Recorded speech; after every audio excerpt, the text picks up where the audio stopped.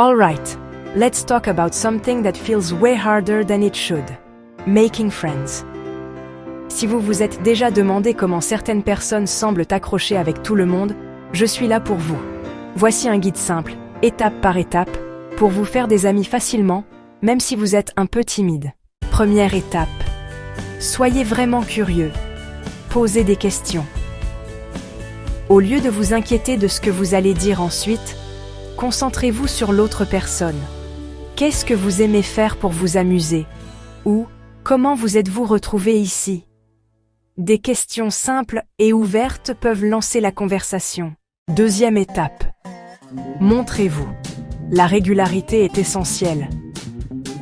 Que ce soit un cours hebdomadaire, un club ou simplement la fréquentation du même café, voir des visages familiers au fil du temps rend beaucoup moins gênant de dire bonjour et finalement de commencer à discuter. Troisième étape. Partagez un peu de vous-même. Vous n'avez pas besoin de tout déballer, mais faire savoir aux gens une petite chose, comme votre amour pour les mauvais jeux de mots ou votre obsession pour les tacos, vous rend plus proche et leur donne une raison de se connecter.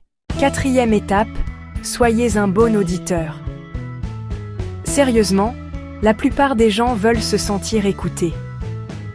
Rangez votre téléphone, établissez un contact visuel et montrez que vous vous souciez de ce qu'ils disent. Cinquième étape, faites le premier pas. Invitez quelqu'un à prendre un café ou suggérez de déjeuner après les cours. La plupart des gens apprécient que quelqu'un prenne l'initiative, même s'ils semblent un peu réservés au début. Et voici le secret, vous n'avez pas besoin d'être la personne la plus drôle ou la plus extravertie de la pièce.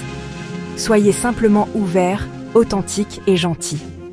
Se faire des amis, c'est construire la confiance au fil du temps, pas impressionner tout le monde en 5 minutes. Essayez ces étapes et vous serez surpris de la rapidité avec laquelle votre cercle s'agrandira.